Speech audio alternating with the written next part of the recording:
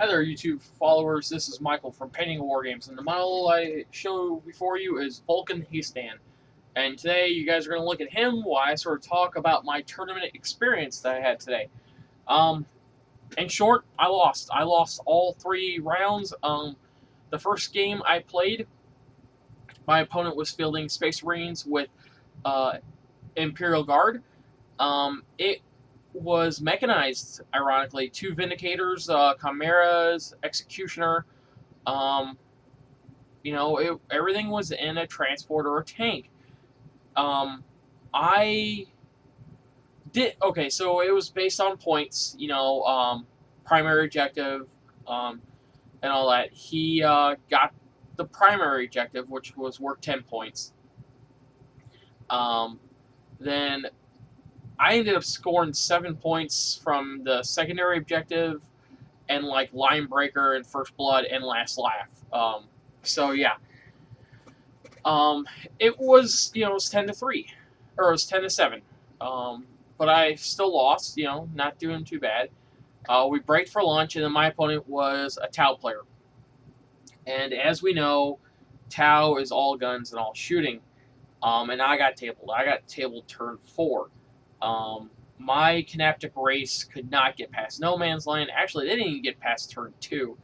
His Riptides just beat him up, and he knew that. He knew if my Canaptic race and my Destroyer Lord could get across the field, get behind his against the defense line, it was game over.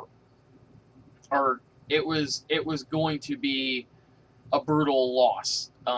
Even though I brought a Helldrake and 2 Night Size, his Riptides ripped up my Flyers because they had Skyfire, and we could see our list, and so he strategized. So he tabled me by that turn. The third opponent that I played, the guy who also had some difficulty, but in a unique, genius way, we played Table Quarters, and we played the Relic. He was playing Drop Pod Space Wolves. I have never played against Space Wolves, particularly Drop Pod Space Wolves. Very ingenious player. And he had Thunderwolf Cavalry and Longfangs. Okay, 1,750 points. Go. He had turn 1. He dropped him behind on my table edge, right on the edge, and deployed. It could have gone very badly if his first 2 drop pods, swung off, but they didn't. He had the luck, and he massacred me, with just volumes of shots, right out of the drop pods. My cultists didn't really stand a chance. My race did get in close combat, but by then he had used Jaws of the World Wolf twice as soon as he dropped in, which eliminated 2 race and a couple immortals, and then it eliminated a couple cultists, and then he just did that, So before I even had a chance to react, my Destroyer Lord was gone due to Jaws of the World Wolf. So it's sort of weird how I came to this expecting a lot of troops, and yes, there was. Okay, well, let me tell you how it ended. So he dropped in and he did what he did, and he lit me up, and I had 2 race that lived, and so I went and assaulted him, and he just laughed at it. I turned my Hellbrood around and said, "I'm going to charge you." He snap fired his Melt-A-Gun. Hit with a 6. And then, because I was so close, 2d6 and blew him up. He wrecked him, actually. So, yeah, it just was a colossal failure. I turned around with my cultists and lit them up, and they just got all their saves. Decided to charge with my Nurgle Lord. He decided he wasn't going to get there. Because then he'd have lit them up, or he'd lit him up. And then I pressed in with my Flyers, and my Flyers did okay. He started getting real lucky on his hits. He started rolling 6s to hit Flyers with missile launchers, and it wasn't going well, to say the very least, guys. First place, ironically, because I stayed behind and saw the army, and it was a guy that's hyper competitive. I knew he was probably going to be here. Was Carcharodon Space Marines with either Red Scorpions. They're two armies out of the Bad Up War book. He used Tyros the Red Wake, from what I understand. He's Centurions and Drop Pods. I do not know if that's legal. I do not have the new Space Marine Codex. But I know he drop podded Centurions in midfield twice. He had 2 drop pods. And he was either using the Crimson Fist, which would be Imperial Fist rules, which I presume he did, because he had both colors. He had Carcharodons, which I can't blame him for the way he painted them, or if he had them painted by someone else. They were not gray and black. They were green and black. They looked like Dark Angels, and he had little decals on it that showed the shark. I don't like facing this guy. I don't like really talking with him because I have a personal. This guy is a rule Nazi. He is a cheese hunter. He wins at all costs, and that is how he is. And granted, this is a qualifying tournament. If you get in top 3 spaces, you go to the Battle of the Titan here in March or April, somewhere in there, or maybe February. But I got dead last. I knew Tao was going to be there in some fashion, and I knew I'd lose against him if I played, and I did. I lost horribly, guys. I think I made 11 points out of the entire tournament, and you could get a possibility of 22 points a game. I lost horribly. Like, if you tabled your point and did everything, you could possibly win 22 points a game, and I got half of that. But, okay, so looking at what people were playing, there was a Sisters of Battle player. There was an Imperial Guard mechanized. There was actually 2 Imperial mechanized Guard players. There was an all Necron list with Ghost Arcs and Annihilation Barges. A group of Wraiths, and even he said, man, these Wraiths just aren't cutting it. He's like, if you get the jump on them, they're good, but he's like, you just can't take one. Squad of 6. It was a brutal thing. My buddy who I went with was taking Chaos with Imperial Guard allies, and did fairly well. He actually placed, because the 2nd and 3rd place person had already qualified, so then it went to the 3rd. It went to the 4th and 5th, and my buddy placed 5th, so he got qualified. Along with the Tau player, he was 4th place. He qualified. So, it's something that is a learning curve. I'm definitely going old school for the next tournament. I'm probably, if I don't buy the Space Marine Codex, I'm borrowing it from one of my friends, and I am taking the guy you see before you, Vulcan Heastan. I'm going to actually pose him a different way. We'll show the back. Yeah. See if I can't get that to focus. Whatever. It was more mechanized, and I watched Fritz 40K's shows or his web series, and he knows what he's talking about. He plays Eldar. No Eldar at all in this tournament. No allies of Eldar. No nothing. And I don't know if that's the way that the people play here, is that they're scared of Eldar. They just don't know how to play them because Eldar is very specialized. So it makes me wonder. I with my buddy were the only 2 players who brought flyers at all.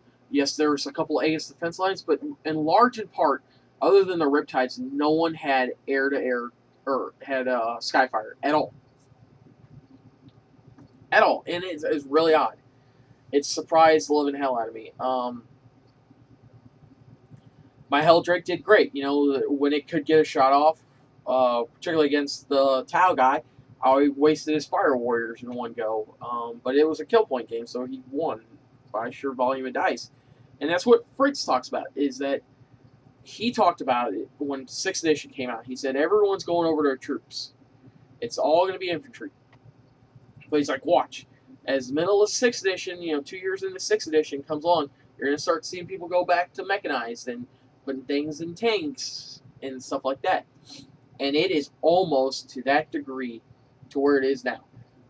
I see the switch here in St. Louis area.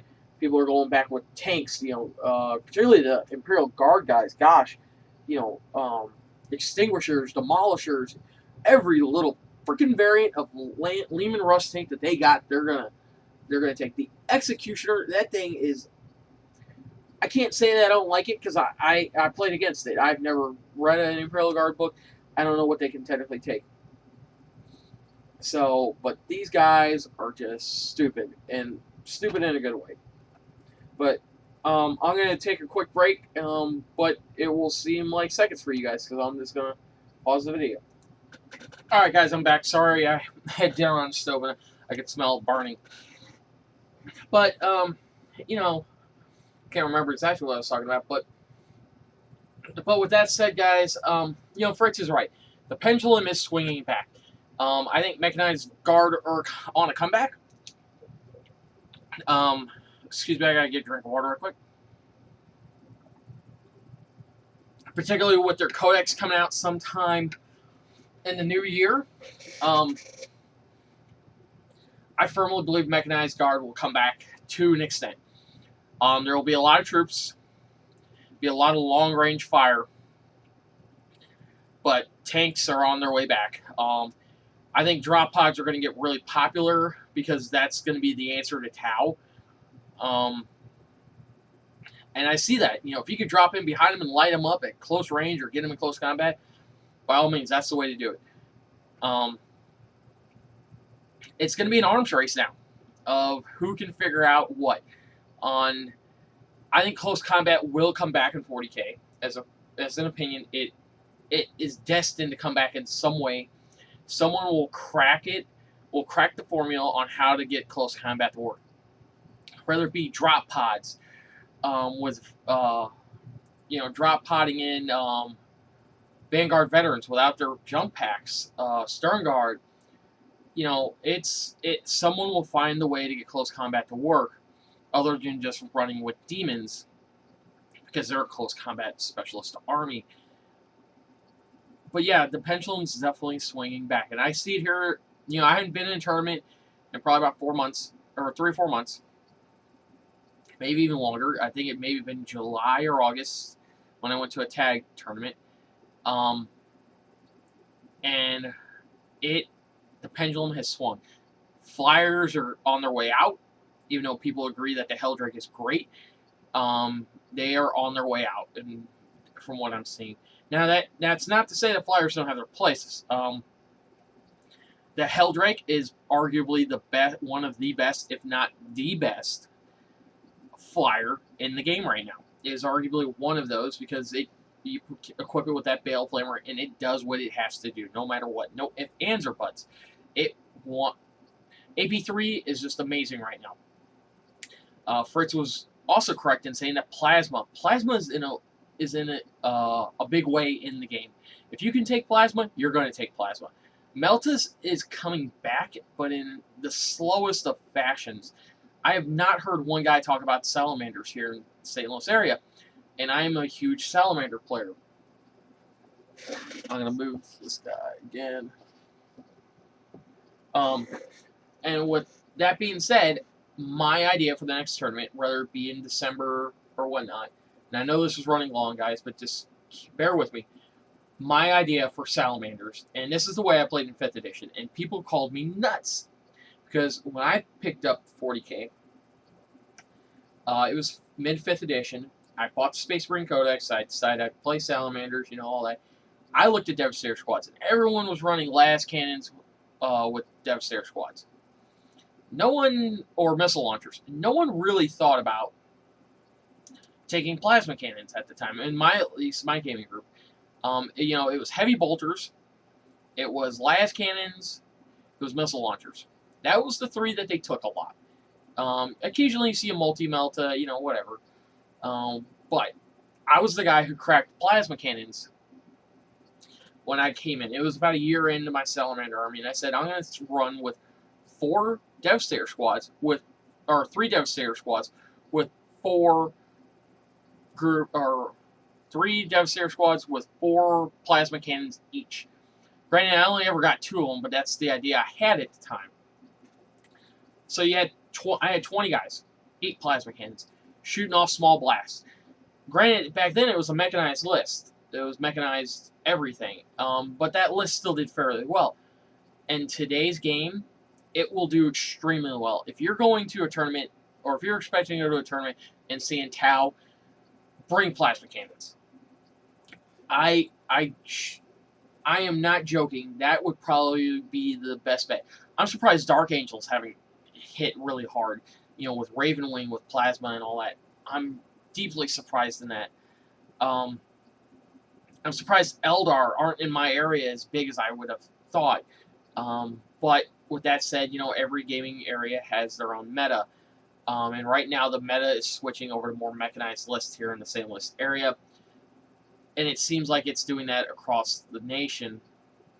Because guys were talking about going to a Adapticon or I don't know, some con in April that they're going to go to. And it's a big thing. It's Adapticon or whatever. I don't know how to pronounce it. But they were bringing lists for that. So yeah,